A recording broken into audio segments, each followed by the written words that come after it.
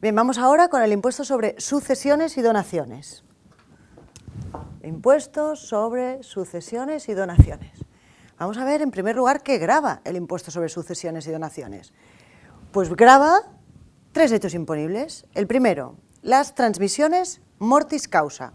En general, las sucesiones, las herencias o los legados. Mortis causa, herencias o legados. La diferencia entre una herencia y un legado es una diferencia jurídica. Un heredero es el que hereda a título universal. De lo que hay, pues son dos herederos, cada uno el 50%. En cambio, el legatario es el que hereda a título particular. Le lego en concreto a mi hija tal, la finca no sé qué. Pues es un legatario porque hereda algo en concreto. Los dos lo que reciben es una transmisión mortis causa, tributan por el impuesto sobre sucesiones y donaciones. Bien, hemos dicho tres hechos imponibles. Transmisiones mortis causa, a través de un fallecimiento y una transmisión. La segunda es las transmisiones intervivos, en general las que todos conocemos por donaciones. Pero recordemos que las intervivos no solo incluyen las donaciones, incluyen algo más. Por ejemplo, una transmisión intervivos sería, alguien tiene una deuda conmigo y yo le digo, pues mira, no hace falta que me la pagues. Pues la condonación de deudas con ánimo de liberalidad no es más que una donación, ¿sí? Tengo un amigo al que le he dejado 10.000 euros y le digo, ¿sabes qué? No me lo pagues, ¿qué estoy haciendo? Una transmisión intervivos. ¿Debe tributar? Evidentemente que debe tributar.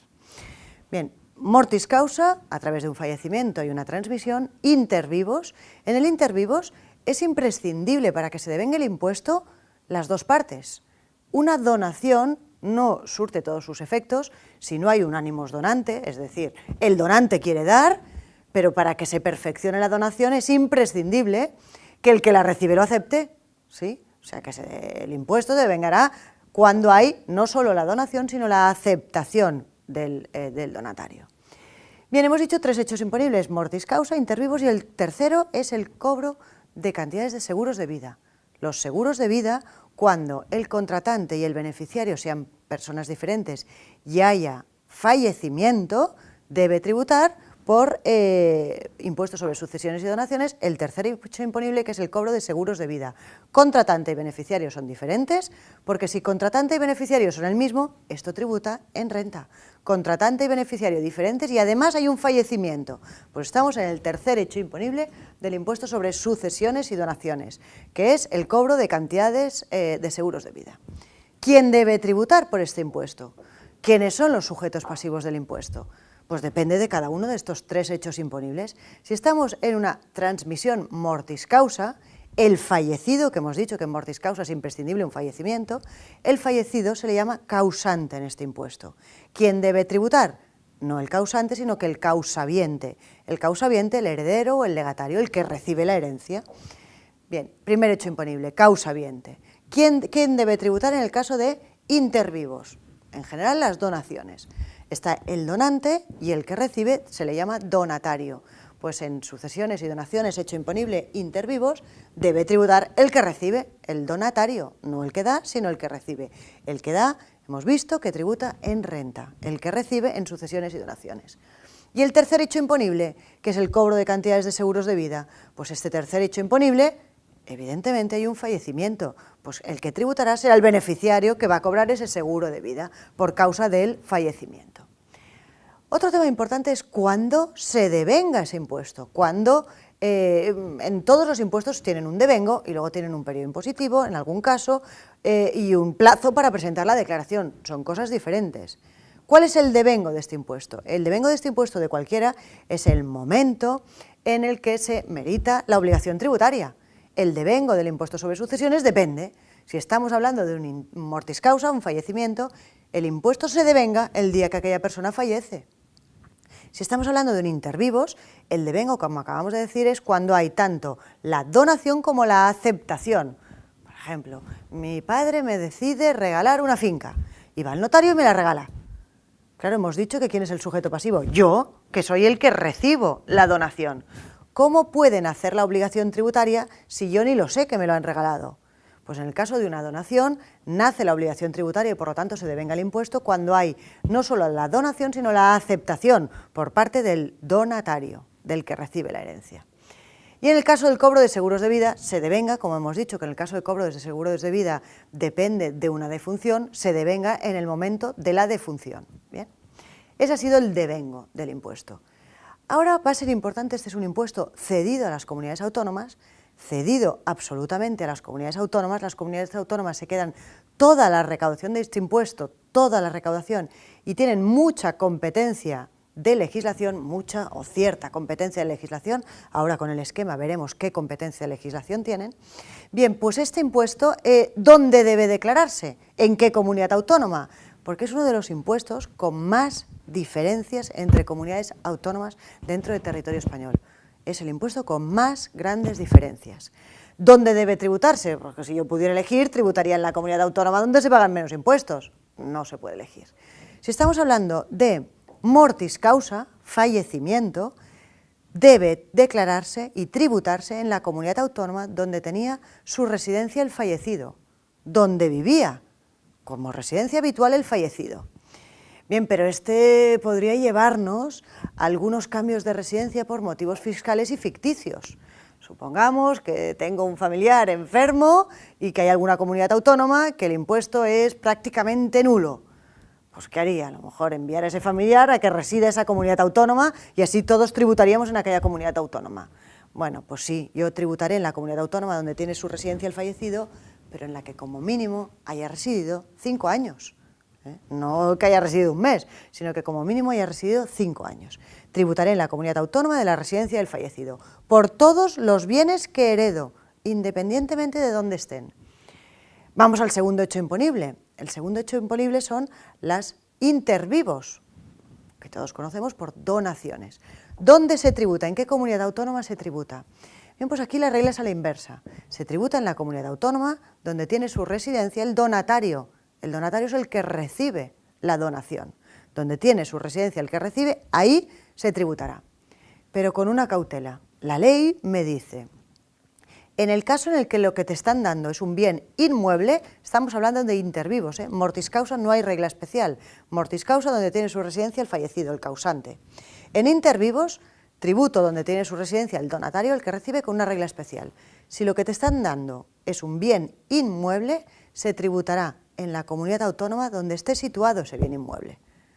Pues mi padre y yo todos residimos en la misma comunidad autónoma, pero me está dando un inmueble que esté situado en la comunidad autónoma B, pues yo tributaré en la B, aunque los dos residamos en la A, porque es una donación. Y en el tercer hecho imponible que estábamos hablando, que es el cobro de seguros de vida, como la premisa es un fallecimiento, se tributará en donde tenga su residencia, donde haya tenido su residencia de los últimos 5 años, el fallecido, porque la premisa es un fallecimiento en el cobro de cantidades de seguros de vida. Bien, pues ya hemos visto quién es el sujeto pasivo, quién paga y dónde paga. Pues ahora vamos a ver por qué paga. Los dos hechos imponibles principales, que son las herencias y son las donaciones, los dos hechos imponibles principales, herencias y donaciones, vamos a empezar por las herencias, las mortis causa. Hacer un pequeño esquema de cómo se tributa por ellas, un pequeño esquema. Yo voy a tener que valorar a valor real, todos los bienes y derechos que reciba. Valor real. El impuesto sobre sucesiones únicamente me habla de valor real. Valor real, podríamos decir que se asemeja al valor de mercado, pero es el valor real, no el valor de mercado, O sea que este impuesto no me está especificando en concreto que has de declarar, qué valor has de declarar de una finca o de unas acciones o de un fondo, sino que me está diciendo únicamente que todos los bienes deben valorarse a valor real. Bien, pues yo valoraré los bienes que estoy recibiendo por herencia en valor real. Además, le podré descontar las cargas, las deudas y los gastos que han supuesto esta herencia, cargas, deudas y gastos. ¿Qué es una carga, por ejemplo? Una carga es algo que disminuye el valor del bien. Pues yo estoy recibiendo en una herencia una finca con valor 100, y esa finca tiene una hipoteca con valor 20. ¿La hipoteca me la puedo descontar? Hombre, claro, yo estoy recibiendo la finca y la obligación de pagar una deuda, que es la hipoteca. ¿Es deducible la hipoteca? Sí. ¿Como una carga? No. Una carga es algo que disminuye el valor del bien. ¿Esa finca vale menos por culpa de que tiene una hipoteca? No. Vale lo que vale, lo único que yo tengo la obligación de pagar la hipoteca. Una hipoteca es una deuda, no una carga. Una carga es algo que disminuye el valor del bien. Si una finca tuviera dentro un usufructuario, eso sería una carga, disminuye realmente el valor del bien. Si yo lo pusiera a la venta, no tendría el mismo valor que ahí hay un usufructuario como que no lo hay. En cambio, si yo pongo una finca a la venta y esa finca tiene una hipoteca, vale lo mismo. En mi bolsillo no entrará lo mismo si hay una hipoteca o no, pero el valor de ese bien es el mismo. ¿Bien? Pues yo podré descontar las cargas que afectan a los bienes que estoy heredando, las deudas que tenía el causante, el fallecido, y que yo voy a tener que asumir por mi condición de heredero. Todas las deudas que él tenía yo las voy a poder descontar, pues debía la renta, tenía alguna deuda de hipotecas, de préstamos personales, debía la seguridad social. Todo eso yo como heredero asumo lo bueno y lo malo. Lo bueno son los bienes, lo malo son las cargas, deudas. ¿Y como gastos qué voy a poder descontar? Pues como gastos poca cosa, voy a poder descontar los gastos de última enfermedad del causante, si los he tenido que soportar yo, evidentemente, como heredero, o los gastos de entierro y de defunción. Esos gastos van a ser unos gastos deducibles. Bien, a esas cargas, deudas y gastos les voy a tener que sumar un ajuar doméstico, que es un importe ya predeterminado del 3%, y eso me va a dar la base imponible. A esa base imponible le voy a poder aplicar una serie de reducciones. Bien, hasta la base imponible, las comunidades autónomas no tienen ninguna competencia. Hasta aquí, todo lo que os he explicado me sirve en cualquier comunidad autónoma, siempre dejando aparte País Vasco y Navarra. A partir de las reducciones, ya tienen competencia normativa las comunidades autónomas. Voy a hablar de las reducciones genéricas, porque de ahí dependerá en qué comunidad autónoma tengo mi residencia o el fallecido o el donatario en función de si estamos en un impuesto u otro. Ahora estamos explicando el mortis causa. Vamos a ver qué reducciones hay genéricas.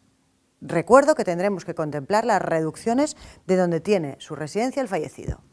Bien, por reducciones genéricas está la reducción por parentesco. En función de lo próximo que sea mi parentesco con el causante, tendré una reducción mayor, y tendré una reducción diferente en cada comunidad autónoma en función de la residencia. ¿Qué más reducciones genéricas hay? Pues si lo que estoy percibiendo es un seguro de vida, como un seguro de vida depende de una mortis causa, tiene una reducción especial. Y la reducción estrella para la planificación fiscal empresarial es que hay una reducción en general del 95% del valor de una empresa familiar. Un valor en la empresa familiar la declararé por su valor real. Supongamos que la empresa familiar tiene un valor de 100, pues la declararé por 100. Pero si cumple los requisitos para ser empresa familiar, las empresas familiares vimos que pueden ser un empresario individual o pueden ser acciones o participaciones de una sociedad, los deberé valorar, ponerlos aquí por 100, y en general, si cumplen determinados requisitos, uno de los requisitos es conseguir previamente la exención en el impuesto patrimonio.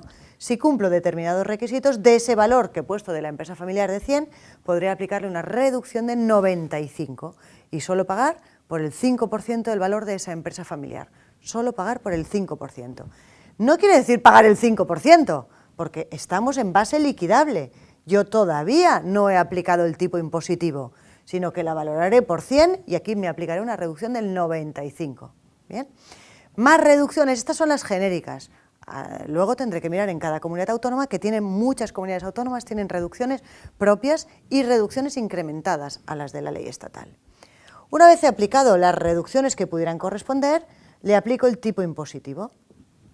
El tipo impositivo, que no entraremos en él, porque evidentemente depende de la comunidad autónoma. Será la comunidad autónoma propia la que decida cuál es el tipo máximo y el mínimo a tributar.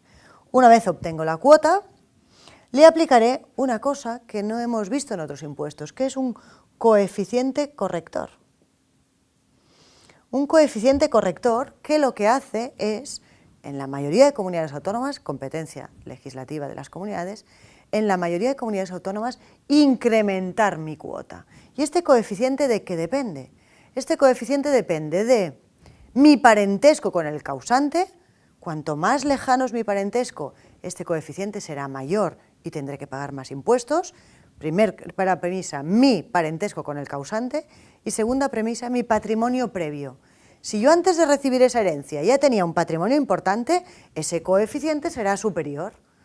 Por ejemplo, puedo tener una cuota de 100 y yo soy un amigo, por lo tanto parentesco ninguno, y yo además tenía un buen patrimonio antes de recibir esa herencia, ese coeficiente puede incluso llegar a ser En algunas comunidades puede ser otro, un 2,5. Pues en vez de pagar 100 he de pagar 250. O sea, mirar el coeficiente corrector, la importancia que tienen muchas comunidades autónomas. Analicémosla una por una. Bien, después podré descontar, si es que he tenido bienes en el extranjero, pues si he pagado algún impuesto en el extranjero, me podré descontar los impuestos pagados en el extranjero. Este es el esquema de los mortis causa. ¿Qué pasa si estamos hablando de los intervivos? Intervivos, en general donaciones. El esquema es muy parecido. Valor real del bien que estoy recibiendo en donación. ¿Qué podré descontar? Pues solo podré descontar las cargas y las deudas que recaigan en concreto sobre ese bien que estoy recibiendo. Solo cargas y deudas que recaigan en concreto sobre ese bien. Esto me dará una base imponible a la que voy a aplicarle también una serie de reducciones. ¿Qué reducciones voy a poder aplicar? Pues aquí vuelve a estar la reducción de empresa familiar. Las empresas familiares cumpliendo determinados requisitos, tanto si es con fallecimiento como si es intervivos, una vez traspaso mi empresa familiar, si soy mayor de 65 años o estoy en situación de discapacidad, mis donatarios, los que reciben la donación, pueden aplicar una reducción con determinados requisitos del 95% del valor de esa empresa familiar. Y a partir de aquí, el esquema es el mismo. Tipo impositivo, coeficiente corrector, pero quiero que quede claro que a partir de las reducciones, muchísimas diferencias entre comunidades autónomas. Es más, incluso hay comunidades autónomas que una vez tengo la cuota líquida final y me sale a pagar 100, hay muchas comunidades autónomas que ahí han aprobado una bonificación del 99%, en el caso de herencias o en algunos casos de donaciones entre cónyuges o padres y hijos. O sea que incluso alguna comunidad autónoma, una vez he aplicado el tipo impositivo, el coeficiente corrector y eso me da a pagar 100, incluso una vez tengo pagados los 100, aplico el 99% de bonificación y solo pago 1 de los 100 que en principio tocaría pagar. O sea que este es un impuesto que aquí hemos puesto el esquema genérico, pero que debe analizarse en concreto no solo la residencia del causante en una herencia, sino la residencia del donatario en las donaciones, porque puede haber diferencias importantísimas en el pago de este impuesto en función del domicilio de uno o de otro en una comunidad autónoma o en otra.